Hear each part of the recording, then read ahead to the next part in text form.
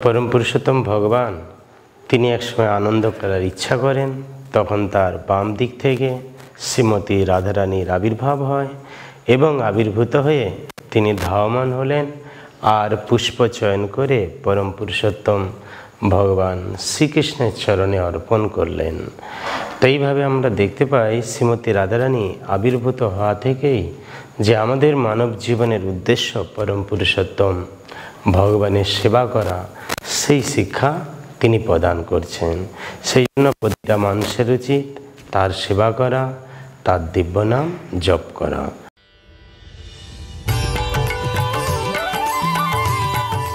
শ্রীমতী রাধারানী কি জয়। 2025 31শে আগস্ট রবিবার শ্রী রাধাষ্টমী মহোৎসব পালিত হবে, যা আমাদের জন্য অতি গুরুত্বপূর্ণ। তো শ্রীমতী রাধারানী অত্যন্ত করুণাময়। পরম পুরুষোত্তম ভগবান শ্রীকৃষ্ণ তিনি মধ্যরাত্রে আবির্ভূত হয়েছিলেন, কিন্তু শ্রীমতী রাধারানী এত করুণাময় জগৎমাতা, তিনি মধ্যাহ্নকালীন সময় আবির্ভূত হন এবং জগৎবাসীকে কৃপাদান করেন। সেই জন্য আমাদের সবার উচিত রাধাষ্টমী মহোৎসব পালন করা। শাস্ত্রে বলা হচ্ছে রাধারানী কৃষ্ণের মধ্যে কোনো পার্থক্য নেই। ভগবানের তিনটি শক্তি আছে, যেমন অন্তরঙ্গা শক্তি, তটস্থা শক্তি আর বহিরঙ্গা শক্তি। শ্রীমতী রাধারানী হচ্ছেন অন্তরঙ্গা শক্তি।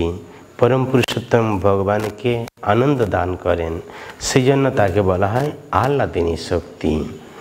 এবং তিনি মহাভাব স্বরূপা এবং কৃষ্ণ প্রেমের খনি তিনি, এবং তার চিত্ত ইন্দ্রিয় সবসময় কৃষ্ণ ছাড়া অন্য দিকে যায় না। তো এইভাবে শ্রীমতী রাধারানী নিজেকে তিন রূপে বিস্তার করেন, যেমন মহিষীগণ রূপে, বজঙ্গনা রূপে আর কান্তাগণ রূপে।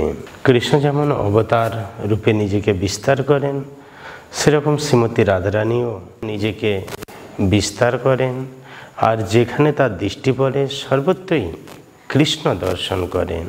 আর শ্রীমতী রাধারানী যে কোনো কার্য পরম পুরুষোত্তম ভগবান শ্রীকৃষ্ণের সন্তুষ্টি বিধানের জন্যই হয়ে থাকে। অতএব আমাদের সবার উচিত এই রাধাষ্টমী মহোৎসব পালন করা এবং পরম পুরুষোত্তম ভগবান শ্রীকৃষ্ণের দিব্য নাম হরে কৃষ্ণ কৃষ্ণ কৃষ্ণ হরে হরে, হরে রাম রাম রাম হরে হরে। তাহলে আমাদের মানব জীবন ধন্য হবে এবং জীবনের শেষে আমরাও আমাদের নিত্যালয় গোলক বৃন্দাবনে ফিরে যেতে পারবো। হরে কৃষ্ণ।